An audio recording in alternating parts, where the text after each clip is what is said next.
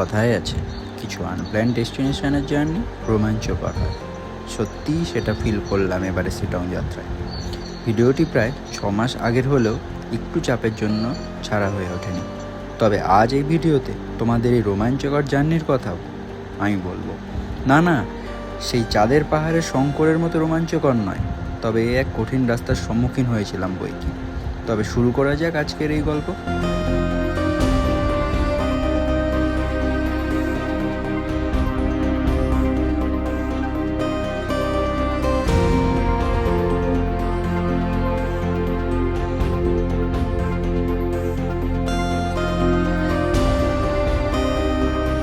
So hey guys, welcome back to the another video. অনেকদিন বড় video আসে না, অ্যাকচুয়ালি আমার টাইম হচ্ছে না একটা কাজের জন্য। সেটা পরে আমি বলবো কী কাজ, এখন ওটা আমি বলবো না, রিভিল করবো না, সময় আসুক বলে দেবো। তবে এখন দেখতেই পাচ্ছ চারিদিকে জঙ্গল, আর রাস্তাটা একবার দেখো ভাই, কি খাড়া রাস্তা।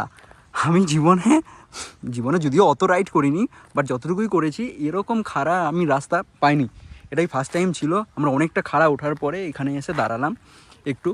তা আমি ভিডিওটা এখান থেকে শুরু করছি, কারণ আজকে আমাদের অনেক সকালে বেরোনোর কথা ছিল, কিন্তু কুয়াশায় এখন মোটামুটি আজকে ডিসেম্বরের 25 ডিসেম্বর, আজকে তো ক্রিসমাস ডে। যাই হোক, সকালের দিকটা অনেকটা কুয়াশা ছিল বলে বেরোতে লেট হয়ে গেল।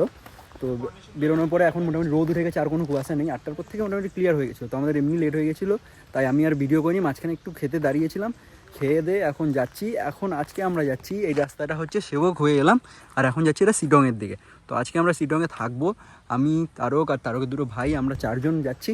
তো শিটংয়ে থেকে ওখানকার মানে হোমস্টেতে থেকে হোমস্টের এক্সপিরিয়েন্স আজকে থেকে কালকে আমরা রিটার্ন করব। তো যা হয়, যা এক্সপিরিয়েন্স হয় আমি তোমাদেরকে বলবো, অ্যান্ড খরচাপাতিও বলে দেবো, যাতে তোমাদেরও কেউ যদি বাইকে রাইড করে বা স্কুটি নিয়ে আসো তাহলে সেক্ষেত্রে, আর গাড়ি ভাড়া করে তো ওরা আদার্স চলে যাচ্ছে, বাট আমি রাইড করে কীভাবে আসা যায় সেটাও আমি বলে দেবো।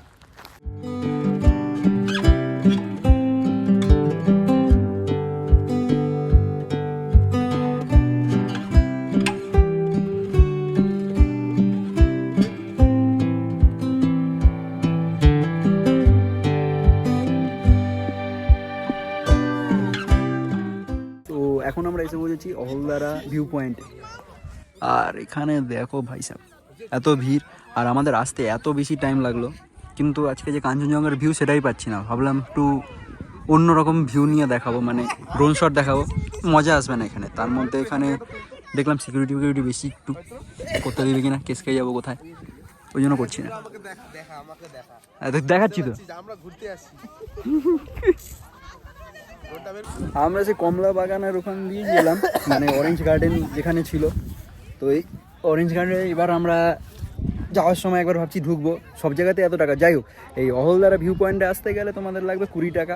বাইক নিয়ে ঢুকলে বাইকের এন্ট্রি বা গাড়ির এন্ট্রি আছে, পার্কিংয়ের আলাদা চার্জ আছে, আর এমনি পার্সেন 20 টাকা করে লাগবে ভিউ পয়েন্টে ঢোকার জন্য।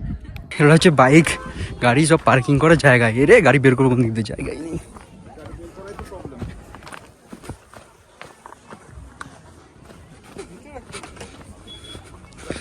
ও মা, এত গাড়ি কোত্থেকে চলে এলো। অহলদারা ভিউ পয়েন্ট থেকে বেরোনোর পর গুগল ম্যাপের দয়ায় আমরা এরকম একটা রাস্তা দিয়ে বিকেল পার করে সন্ধেবেলায় গিয়ে পৌঁছলাম আমাদের সেই হোমস্টেতে।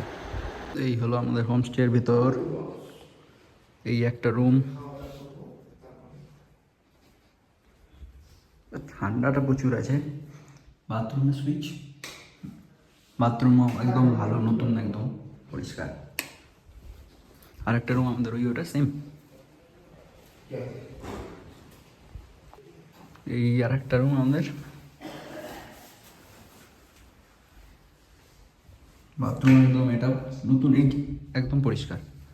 অ্যাকচুয়ালি এই হোমস্টেটা যে আছে কার্কি হোমস্টে, তো এটাতে আমি অ্যাকচুয়ালি দুমির হয়ে কথা বলেছি, দুমি হোমস্টের সাথে কথা বলে এখানে বুক করেছিলাম। তো এই হোমস্টেটা একদম নতুন বানিয়েছে, উপরের ফ্লোর এখনও তৈরি হয়নি, আর খুব ভালো। এবার খাওয়া দাওয়াটা দেখি কীরকম, কারণ এটা একদম পরিষ্কার, একদম চকচকে, এই সব দিক থেকে একদম ভালো। এবার খাওয়া দাওয়া আমরা এখন বাজে হচ্ছে 8:34, আমরা বেরিয়েছিলাম বাড়ি থেকে কখন, সেই মোটামুটি 10টার দিকে।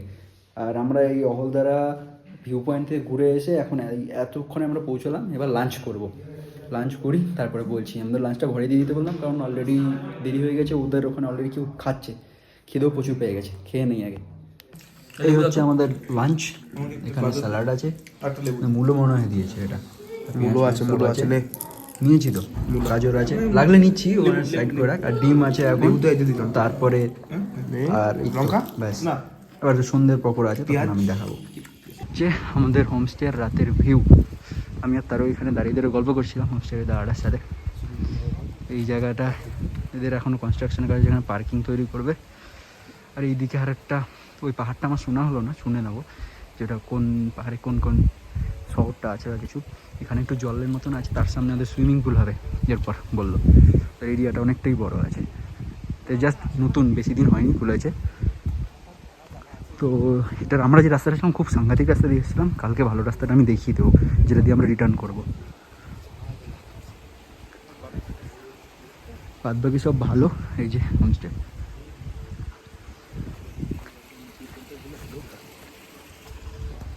না হলো কারকি হোমস্টে। কি হয় রাত্রিবেলা বলে দে, রাত্রিবেলা লেপার্ড আর বিয়ার ঘুরে বেড়ায়।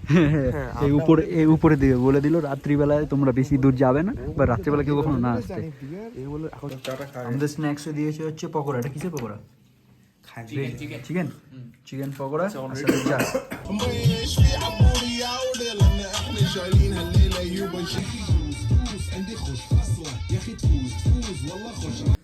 So hey guys, good morning. তো আজকে নেক্সট ডে, কাল রাতে বারবিকিউ হলো, বারবিকিউ ডিনার করে ঘুমিয়ে পড়েছিলাম, খুব টায়ার্ড ছিলাম বলে। আর ডিনারে দেখাতে পারিনি তেমন কিছু। ডিনারে চিকেন ছিল, আর রাইস ছিল, আর স্যালাড, এই ডালও ছিল।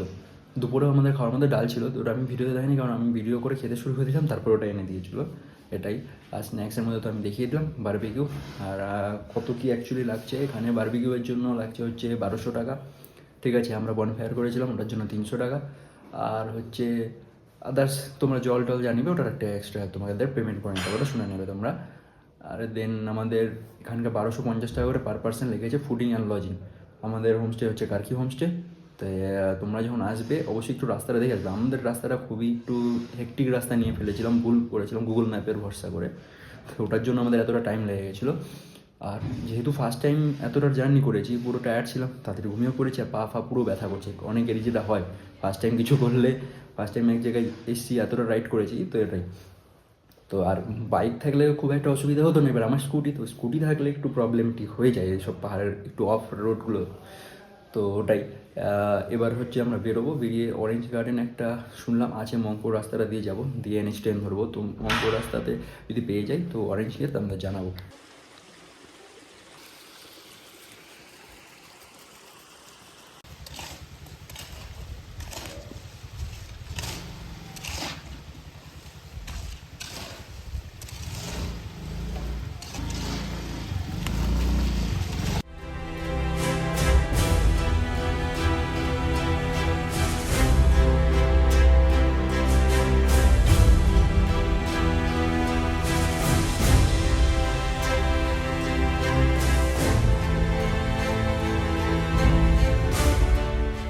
তো গাইস আমরা এখন রিটার্ন করছি। এই রাস্তাটা হচ্ছে মংপো যাওয়ার রাস্তা।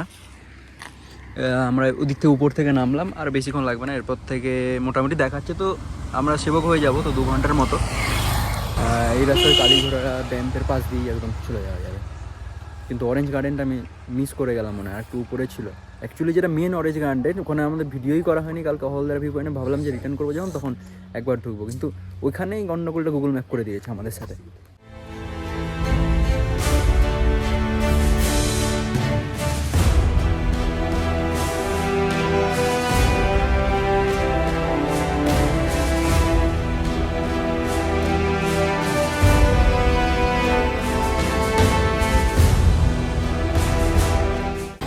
এখন হচ্ছে আমরা আছি যোগীঘাট ব্রিজের অনেকগুলো ছবি তুললাম।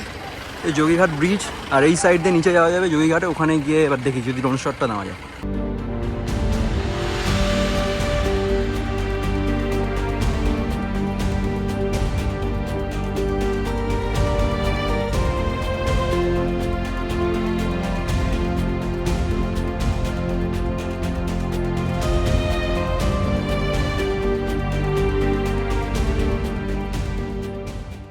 ফেরার সময় আমরা নিয়েছিলাম মংপোর রাস্তা, আমার মনে হয় এটাই শিলং যাওয়ার জন্য বেটার রাস্তা। তবে এই একদিনে ভালোই মজা হয়েছিল। তবে ভিডিও দেখে তোমরা লাইক, শেয়ার আর সাবস্ক্রাইব করতে ভুলো না যেন। দেখা হচ্ছে খুব তাড়াতাড়ি নেক্সট ভিডিওতে।